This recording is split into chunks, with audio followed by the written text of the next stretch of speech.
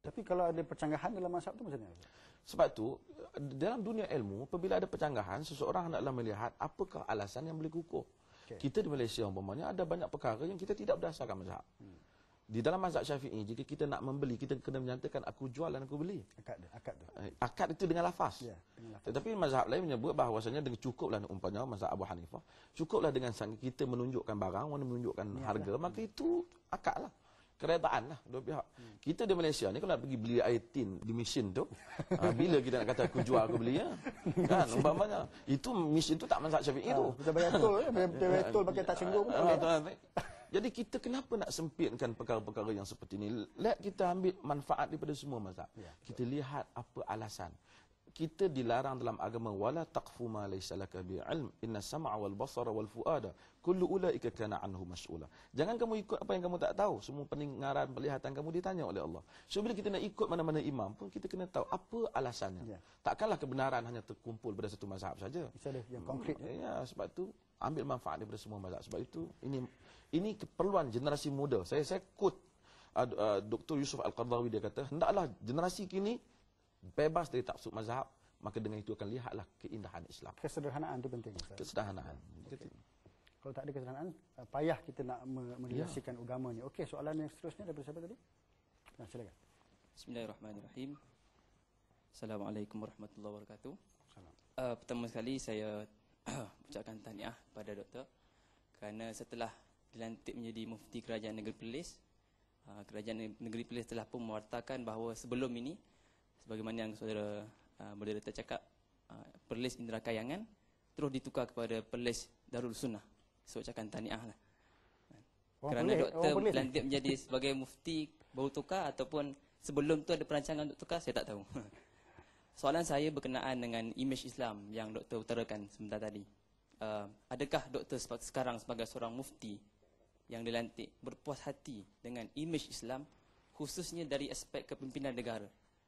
Dua ciri yang doktor sebutkan tadi, al-quwah dengan amanah, khususnya di negara kita. Yang kedua, daripada seorang akademik, kemudian dilantik sebagai seorang yang berjawatan dalam kerajaan, kemudian doktor juga sangat-sangat disukai oleh pihak pemerintah, khususnya Kerajaan Negeri Perlis, dan doktor juga banyak kali mengeluarkan beberapa pandangan dan kenyataan yang menyakitkan hati di pihak pembangkang. Adakah setelah ini daripada akademik kemudian dalam berjawatan dan kerajaan, doktor akan menceburi dalam bidang politik pula?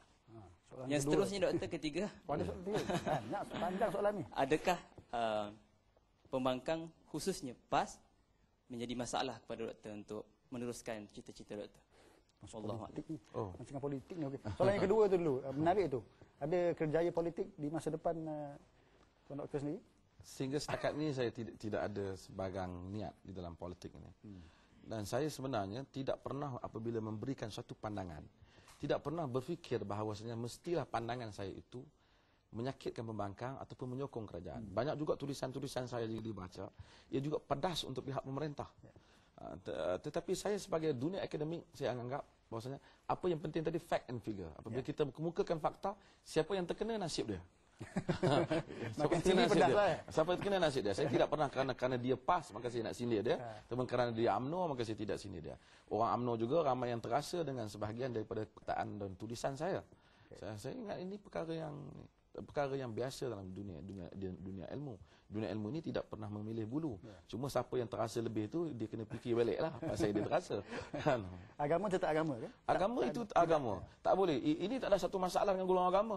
Ada golongan kelompok yang bercakap bertujuan untuk mengampu pemerintah dan melanyak kerajaan pembangkang. Ada kelompok bercakap golongan agama hanya untuk mengampu pembangkang dan melanyak pemerintah.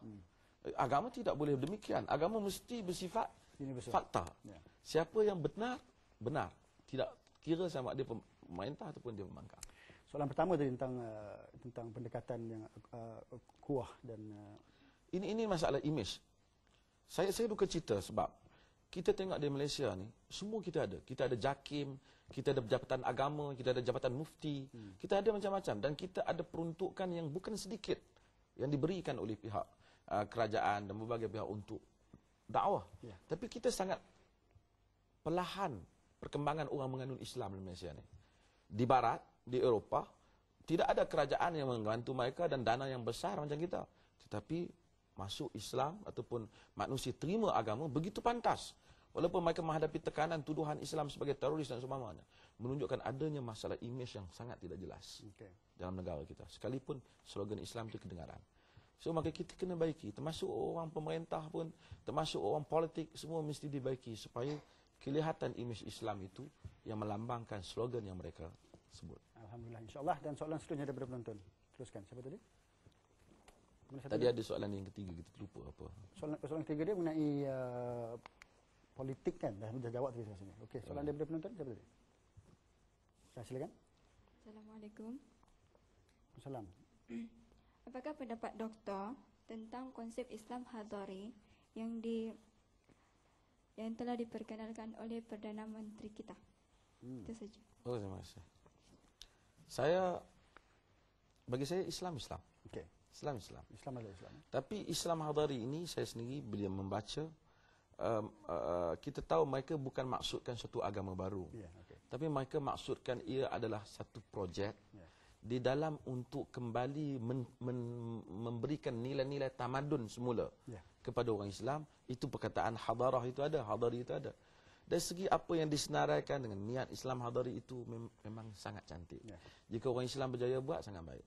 Cuma kalau saya diberi ruang, saya akan kata pemilihan nama Islam Hadari itu sedikit menimbulkan kegusaran kerana diletakkan perkataan Islam Hadari di hadapan itu. Islam kemudian Hadari. Maka orang kampung yang tak dapat membaca buku, pamphlet apa semua ni, dia kata ini Islam mana pula kita dah ada Islam yang lain. Islam yang asal, itu Islam yang pada zaman Nabi.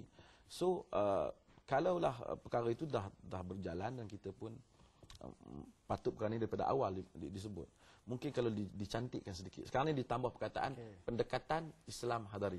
So itu pun yang disebut ni supaya buat perkataan pendekatan Islam Hadari. Konsepnya okey, cuma namanya mungkin boleh tukar. Namanya bukan saya kata salah, tapi sikit ada menimbulkan kontroversi. Okey, terima kasih doktor. Kita akan berehat sekali lagi kembali selepas ini dan saya temu janji bersama Dr. Muhammad Asri Zainal Abidin.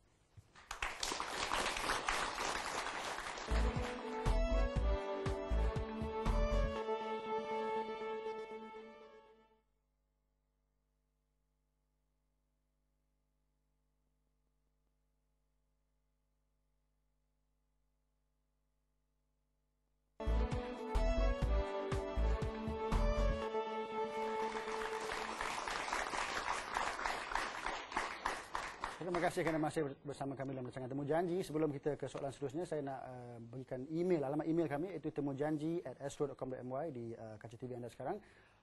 Antarkan komen anda, pendapat anda dan juga kritikan yang membina, kritikan yang mengutuk tu kami tak suka sangat. Boleh. Dan hantarkan juga siapa yang anda ingin lihat duduk di kerusi Temu Janji ini untuk episod-episod yang akan datang. temujanji@astro.com.my. Tuan Doktor berasal dari Perlis atau tidak? Saya asal Pulau Pinang. Pemain import lah. Pemain import. Tidak ada keluarga di Perlis. Cuma dijemput oleh kerajaan Perlis untuk menjadi mufti. Dia pinjamkan saya daripada saya lecturer universiti USM. Jadi pinjam. Lepas dipinjam nanti dia kena hantar balik. Berapa lama ada kontrak ni? Ataupun berapa lama kontrak? Saya sudah setahun menjadi mufti sejak hari itu. Kemudian kerajaan Perlis sambung lagi, tapi itu masih terpulang pada saya sejauh mana saya akan terus. Kerana saya juga memikirkan tentang masa depan karier akademik, itu juga penting untuk saya. Kalau jadi pemain import ni selalunya dia ada orang pandang, orang luar pandang, orang Perlis menerima. Tapi saya selalu skor gol, jadi dia jadi disanjunglah ya. Disanjung pemain import yang baik. Okey, soalan seterusnya daripada penonton. Yang mana tadi? Silakan. Bismillahirrahmanirrahim. Assalamualaikum warahmatullahi wabarakatuh. Di sini saya ingin menanya soalan, adakah negara kita, negara Malaysia adalah negara sekular dari segi perundangan, ekonomi dan politik? Bolehkah Ustaz jelaskan hujah-hujah saya ini? Sekian, terima kasih. Negara Malaysia adalah sebuah negara Islam. Tetapi kalau kita nak sifatkan ia sebuah negara Islam yang sempurna, tentulah ada perkara-perkara yang mesti dibaiki. Tapi untuk menuduh negara Malaysia sebagai sebuah negara yang tidak Islamik, dalam arti kata, kalau tidak Islamik, berarti kita tidak ada nilai Islam di situ. Negara Islam ni bila diserang wajib dipertahankan. Bila dia tak buat Islam, kita kena suruh dia buat Islam. Sebab itu kita kata awak orang